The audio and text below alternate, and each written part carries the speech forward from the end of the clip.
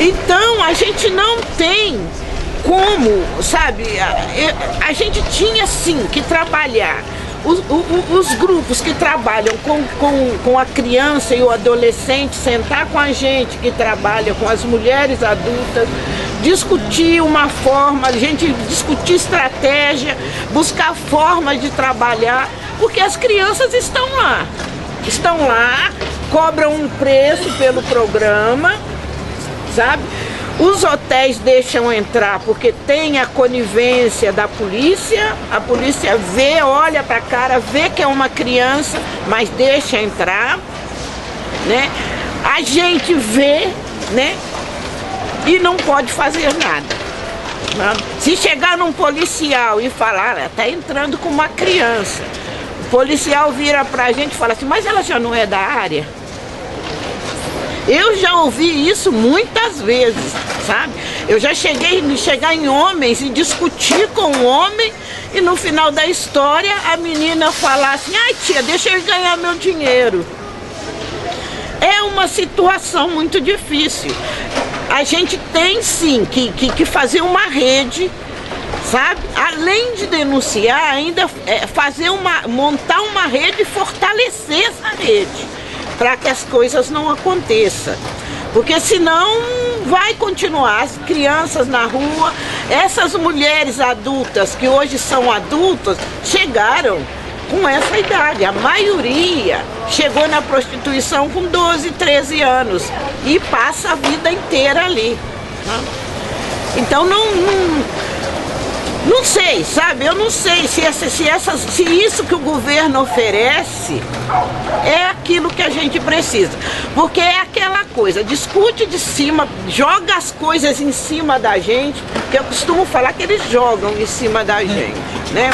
Jogam e aí a gente tem que resolver, sabe? A gente tá lá na rua, eles não param para discutir, eles não vão lá.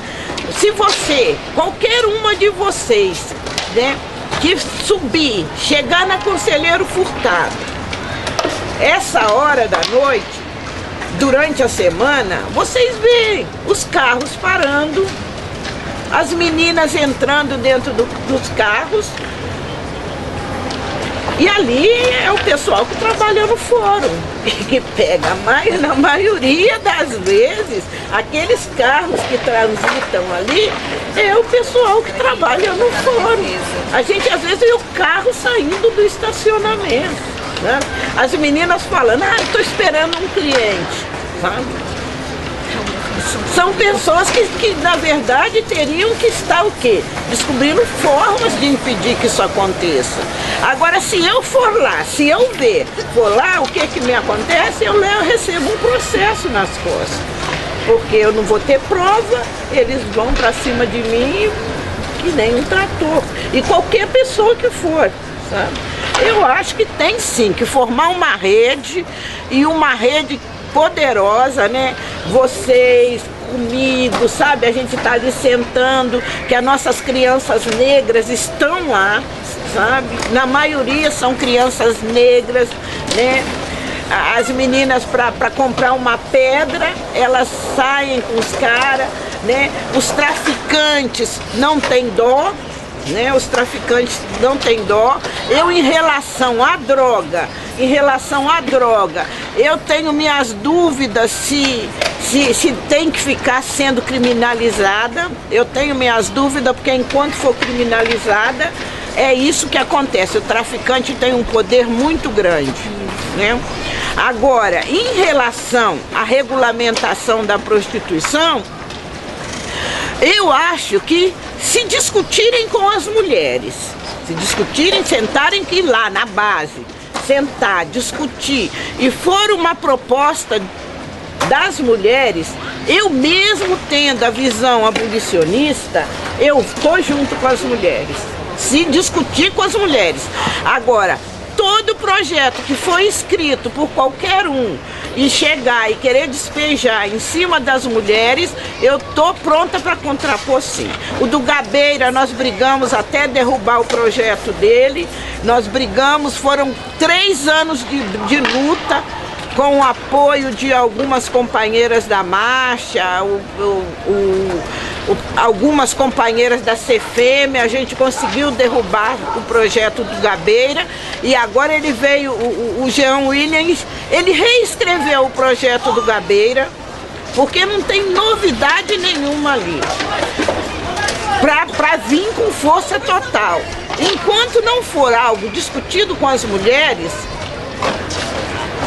a luta vai ter que continuar, porque a gente não pode aceitar que pessoas que nunca passou uma noite na rua sem dormir porque não fez um programa, vai lá e decide que aquilo tem que ser regulamentado. Pessoas que nunca entrou num hotel sujo, decide que tem que ser regulamentado. Não, a gente não pode aceitar isso. E as mulheres não se colocam como profissionais. E isso que é o mais forte na história. Elas se colocam em situação. Então, se alguém está passando por algum lugar, a pessoa não é daquele lugar, sabe?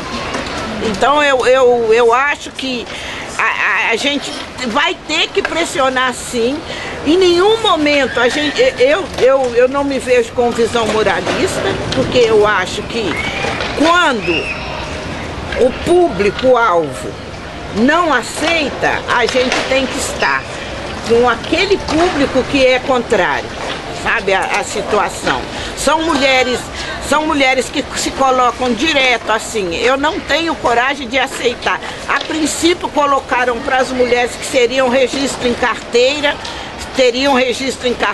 e a gente conseguiu mostrar para as mulheres que não haveria em nenhum momento registro em carteira.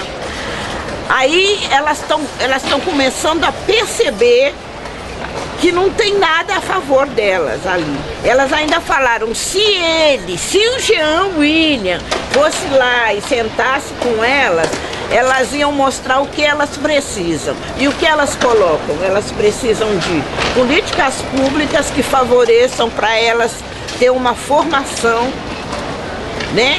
Porque uma grande maioria é analfabeta funcional, né? E uma grande maioria também chegou ali depois de sofrer violência, né?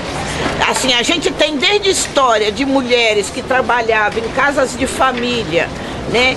E sofreu violência do patrão, do filho ou coisa assim, até violência dentro de casa, né? Em nenhum momento a gente escuta assim que elas estão ali porque querem consumir, sabe? Elas estão ali porque sofreu violência e porque não são aceitas dentro do mercado de trabalho. Então eu acho que uma coisa que a pessoa chegou ali porque foi impulsionada, a gente tem que rever.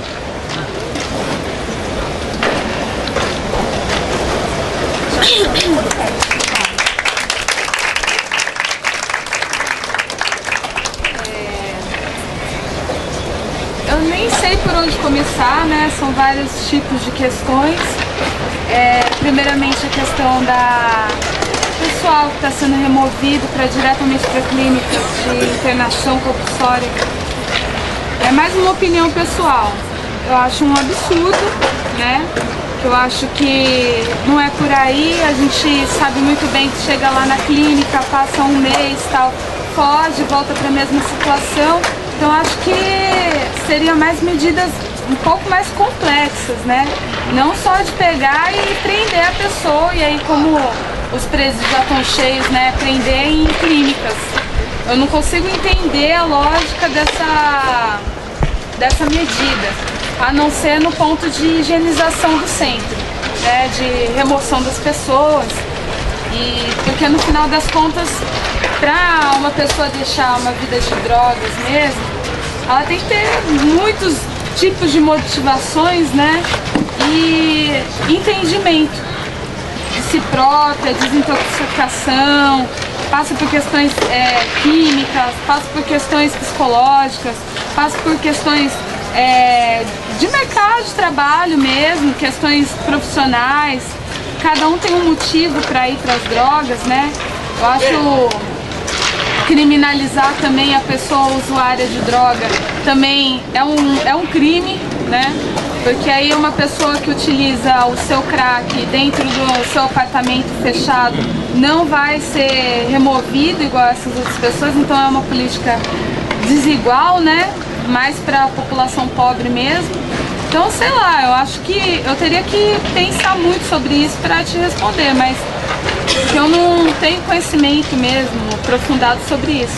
Mas na minha opinião é mais para limpar o centro e para falar que fez alguma coisa do que para fazer realmente, para mudar mesmo a situação de vida das pessoas. Que aí precisaria uma coisa muito mais profunda. Que aí seria mexer no esquema de tráfico de drogas, esquemas internacionais, né?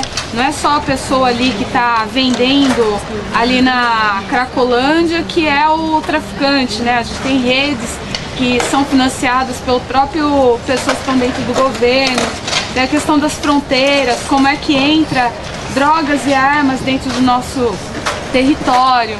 E aí tem a questão toda de grupos multidisciplinares, né, para tratar cada uma especificidade, né, porque cada uma também vai ter uma situação diferenciada para ser tratada, né. Então eu não vejo como uma política de remoção, né, e internação compulsória pode resolver isso. Sendo que às vezes até resolve porque a pessoa, sei lá, tá em casa quebrando tudo e aí de repente a única maneira é essa, retirar de casa. Mas não resolve, né? É imediatista, né? É curativo. Não é preventivo e não erradica, né? Que é essa que é a questão que a gente está tratando. Sobre as questões da Mariana, né?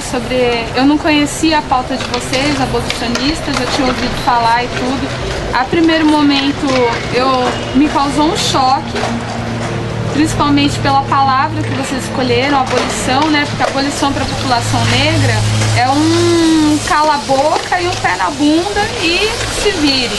Então eu penso assim, será que quem será a Princesa Isabel das prostitutas? Então já que vocês, né, vamos repensar. Não, que é uma crítica mesmo.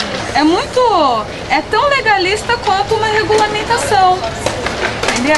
Eu não tô aqui pra converter ninguém, nem pra que alguém aceite o nosso ponto de vista. Acho que são vários pontos de vista para solucionar uma questão em comum. Se vocês têm esse entendimento que é por aí, eu acho que tem que demonstrar pra gente como que seria na prática isso, entendeu? Não, eu sei, você falou e tudo, eu tô só tentando...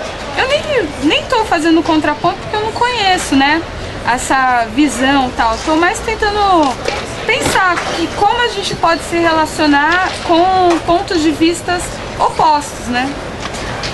Então, mas que no fundo também converge no legalismo que você falou. Converge, que proibir também é uma lei.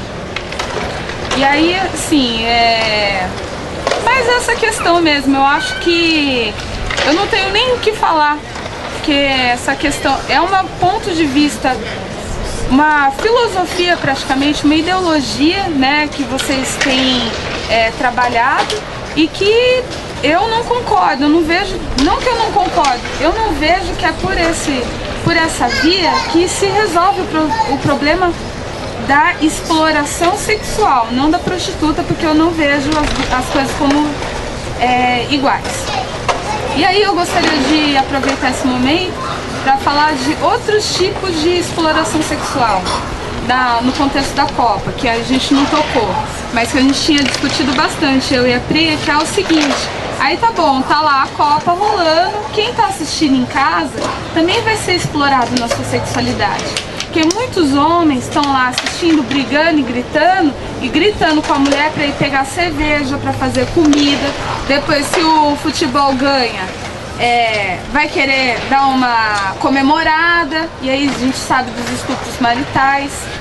que é situações de violência que são pouco faladas, mas que também o ambiente da Copa vai facilitar, a questão da própria violência doméstica. Então acho assim, a gente tem tantas outras pautas também, já que é um tema